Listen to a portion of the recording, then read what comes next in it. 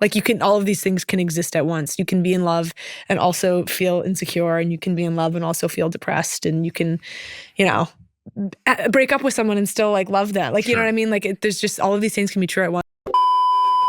Officially less than 3 weeks until we get Olivia Rodrigo's third studio album, You Seem Pretty Sad for a Girl So In Love. And I get more excited with every day that passes because I learn more about it, etc.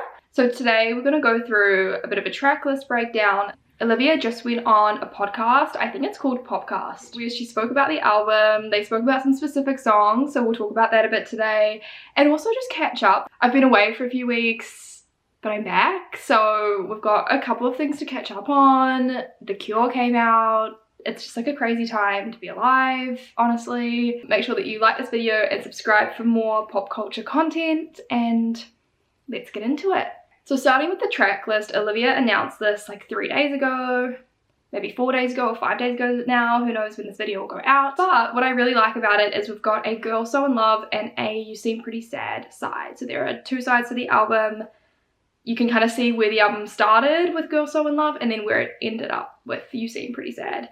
So going through the track list, because it does feel kind of like, and Olivia said in the interview that this album is in chronological order, which is really fun. I love that. I love being taken like on a journey. Like take me, like literally take the wheel.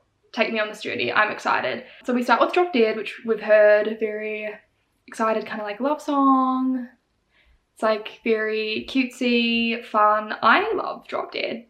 Like it's also a really good song to drive to, I realized recently. Just like a little hack. Next we have Stupid Song. This is giving me like lovesick vibes still. I am open to it being wrong because I don't know, I also am like, would she put 2 of those back to back? I don't know, but maybe I'm thinking too much into it. We've got Honeybee. So Honeybee was apparently the first song on the album, and in the context of the album, Olivia said it's the saddest song.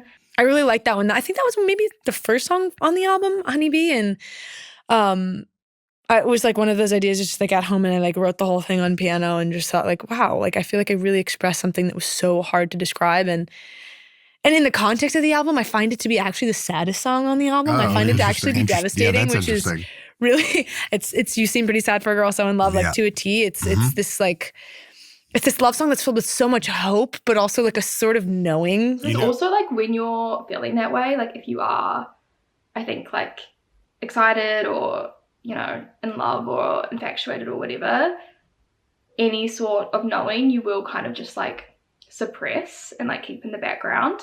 And it kind of sounds like throughout this first half of the album, those thoughts and feelings are kind of weaved into these songs, but they're not really addressed until maybe like the second half of the album.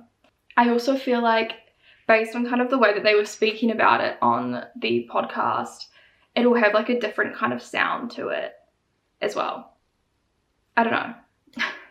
I like love rock music, and I have such a reverence for rock music, and it's all that I like really listen to. But I think going into it, I felt like a little, like it didn't feel exciting to me or something. Like rock in the traditional sense of like power chords, like distortion, blah, blah, blah. That's not here on this album. That's not here on this album.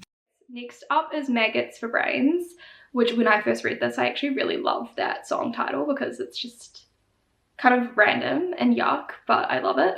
This is the song, I think specifically or especially, that is very Miranda and Steve Sex and the City coded.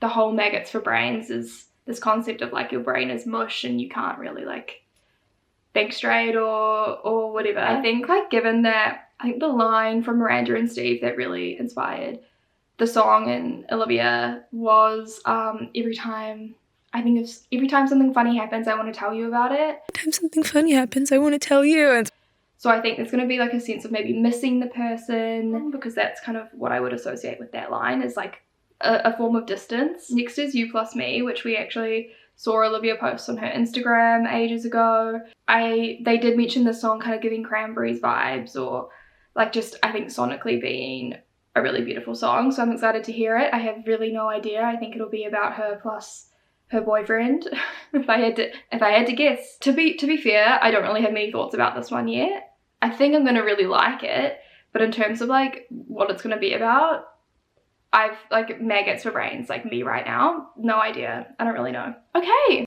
next is My Way. I'm really excited for this one because this one apparently strays from the relationship narrative and is more pointed at another woman. Think songs, like they used examples. This is not from Olivia, this is from the people on the podcast. They kind of used examples for this, like Jolene or Better Than Revenge, like those types of vibes.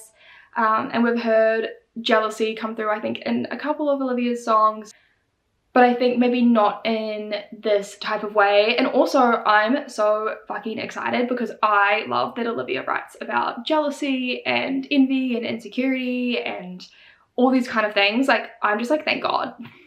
Like, literally, thank God someone's got to do it. Someone has got to do it. And I appreciate that she's clocking in for that. Apparently, she refers to herself as a petty bitch in the song. I love it. I'm really excited for My Way. And they also mentioned there's not a lot of like rock anger vibes in this album, which Olivia had in Guts and Sour. But I think this song is meant to kind of like touch on that aspect. So it'll like itch that scratch, basically. If you're wanting a bit of that in the album, I think this song will really provide that for you. Then we've got Purple, which is fun because that's like her branded color. She mentioned that it was initially a love song. I think in a general sense, Olivia kind of spoke about how the album initially was going to be full of love songs that included kind of like longing or yearning and insecurity and stuff like that. And I love that kind of take. She mentioned that her and Dan went back to Purple and made it a bit more creepy or like yearning type vibes. And it's kind of where doubt starts to creep in. And I think that that makes a lot of sense given that it's kind of the last song in the Girl So In Love aspect of the album. And then we go to You Seem Pretty Sad, which starts with The Cure, which we've heard, like, I'm sorry, that's like one of the best songs ever made. Like, it's incredible. I love the verses, I love the guitar. Again, I love her writing and just like, it's phenomenal. Music video, great. I just think she did such an amazing job with that song. Like, I'm obsessed. I'm sad I didn't do a reaction video to it, but I was away, so what can you do? And then we have Begged, which we heard on SNL. Amazing. I listen to Begged like honestly every day. Anyway, next song, What's Wrong With Me. I think about this all the time. She did also say piano ballads in this album. I wonder if What's Wrong With Me could be one. I don't know. We have Less, which I don't have anything to say about. We have Expectations, which I also don't have anything to say about, but I love the name Expectations. And I love that she's going to be speaking on that. I'm excited to hear her thoughts on Expectations. And then Cigarette Smoke, which Olivia, I think, said it was like her favorite closing track that she's made. But yeah, I love just hearing Olivia speak about the album. She kind of mentioned that it touches on trusting other people, but also learning to trust yourself. All of the complexities, I think, that come with being in a relationship and also learning about yourself. And I love the way that she spoke about how being in a relationship will really like hold a mirror up to yourself. I was in a romantic relationship that was actually real and intimate for the first time and being like, whoa, this is holding a mirror to me and I'm seeing shit that I don't like about myself. I even asked Olivia about like Taylor Swift, but I think it's good that it's kind of brought up and it's like not, I don't know, I think things feel more weird or intense when they're ignored.